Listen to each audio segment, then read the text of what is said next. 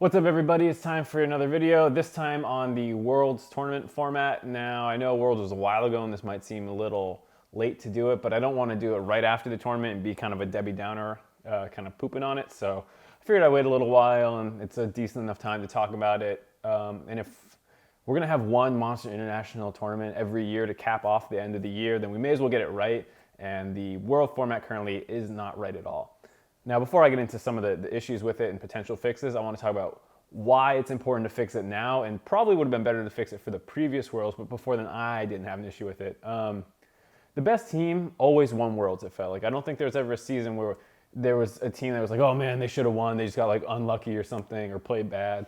It always kind of felt like the best team was winning, and that was always the most important thing to me, the prestige that comes with being the best team and winning the World's tournament.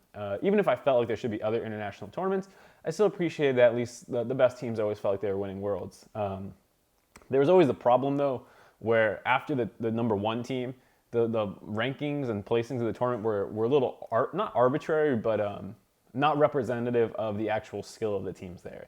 We rarely see the two best teams in the finals. It's actually less common to see the two best teams in the finals for the World tournament than it is to see like the fourth or third or whatever best team. So that part is a little disappointing and always has been. But the one thing I'll say is that the prize pool has never been like the point of the tournament. It was always about finding the best team. And aside from maybe season 2 when there's like the $1 million announced prize pool. But after that, it's relatively faded into the background.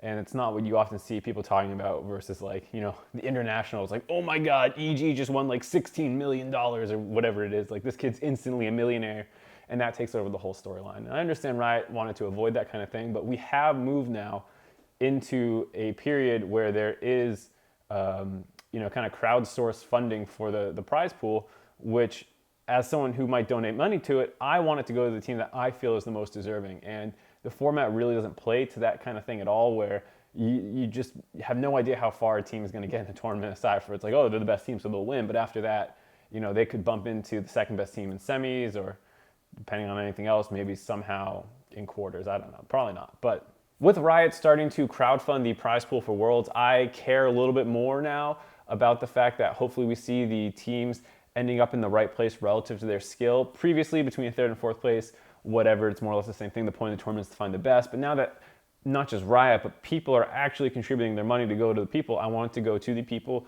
who deserve it the most. And this Worlds was pretty awful in that regard. And I don't know how to say this without coming across like a negative dick or like a annoying person. But and I'm not even talking about TSM and NA fanboys. I just mean like when you look at Albus Nox Luna, H2K, and Samsung Galaxy, each to their own kind of regard, those teams got further than they really ever should have, most of them. And it's kind of not good for the tournament scene when you see that kind of stuff happening. And for the Albus Nox Luna, like they deserve to get where they got to because they performed on game day and all that stuff, but they're not a top 8 team in the world. It's just a fact. Like, I don't know how to say this in a nice way, but they're not a top 8 team in the world. And for me, as a fan, someone contributing money, knowing that the tournament format was kind of their reason for being there and not being better than 8 other people who showed up to this tournament is upsetting to me. And it's not what I want to see going forward. I don't even think it should happen in this World, and you can even go back and say it should have been happening for the past couple Worlds. But now that the people are putting their money into the actual prize pool as opposed to just supporting fans and teams directly and all that stuff, I think it's important that the tournament gets fixed. So there's 2 big problems to look at. Starting off is group stage and seeding. And these are pretty interlocked, obviously, because there's seeding for groups and seeding into the bracket after groups. But we'll just start with the group stage. And obviously, this is the most obvious one. It's completely ridiculous that it's still being used, but group stage is best of ones. When no other Riot ran tournament on the pro level is really using this anymore. You don't see it in regular seasons anywhere, let alone playoffs, or even like the challenger scene is doing away with it. Like, this thing is dead, but for some reason, it's still eliminating half the teams that show up to the World Finals, which is absolutely crazy. And there's no way that this should be allowed. We know it's competitively not really fair. Like, upsets happen, surprise picks, and like best of 3 is way better of an indicator. And you can say best of 5 to an extent, but just playing a game that's it is not a great way of finding the best one. And it's cool, the narratives that come from best of ones, because it's like, oh my God, I can't believe random team is beating a Korean team. This is so crazy. But at the same time, I think Worlds itself is hype enough that we don't need to force these kind of upsets, oh my God, at the cost of the validity of the tournament. And I think that's kind of where it is right now with how ridiculous group stage is within a couple other regards on top of best of ones. So another one of those is, of course, the actual strength of the groups is like huge variability in terms of how strong it can end up. And it's pretty ridiculous to just like treat Korean number 1, 2, and 3 the same as North American 1, 2, and 3 seeds, as well as the fact that some groups have wild cards and some don't. Like that whole kind of way that groups can end up ridiculously stacked or ridiculously weak is just ridiculous, on top of the fact that you have this best of one going on with it. And I actually do sympathize with Riot not wanting to determine the strength of a region before the tournament, because one, obviously teams get better and worse. We usually don't have direct comparison between the regions aside for previous international tournaments. And as we know, patches change and make teams stronger and weaker.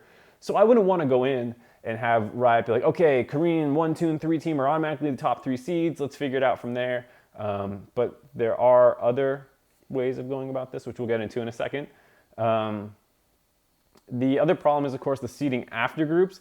And all number 1 seeds coming out of each group are given the same weight, which is just, once again, not true. Like H2K is not as strong as ROX or SKT, and yet for some reason, they're like SKT and ROX are on one side of the bracket, and the other two teams, Samsung and H2K, are on the same side, which is just not true that those are equally the 4 strongest teams at Worlds, because it is so dependent on this group stage. And it basically comes down to the fact that when you have 4 teams all treated as the same strength, you have way more ridiculous scenarios that can crop out of it, as opposed to if you just have 2 teams who are treated as like, you know, these are the 1 seeds, and then from there. And I'll get into how this all can be kind of fixed together right now. And it's just make it so that there's 2 groups, 8 teams each, with a single best of 3 between each team, instead of having 4 groups, 4 teams each, with double round robin best of ones. And the way you would set up the groups would, you would want to basically bounce each region against.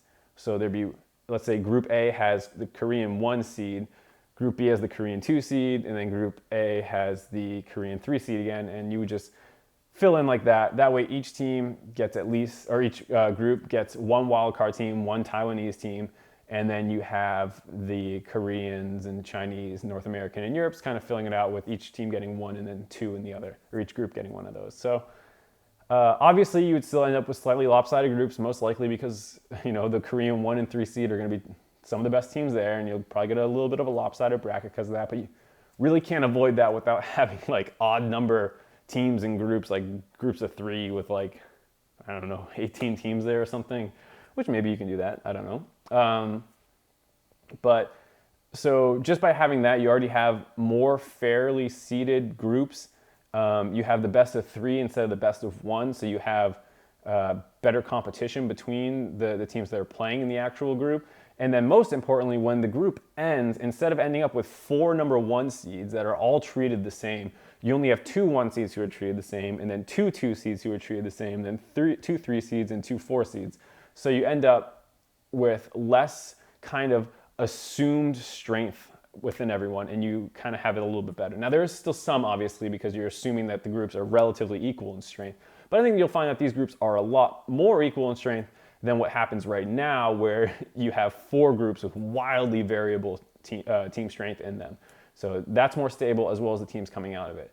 And then it's much easier to set up the bracket. You don't need to do these crazy, ridiculous, like you can't have 2 teams from the same group in half the bracket, so it shakes out this way and people are drawing. It's just 1 seed from the first group plays the 4 seed from the second group, and you just, you know, 1 plays 4 over here, 2 plays 3, 2 plays 3, and you set up the bracket just like that, and it's pretty simple to go on.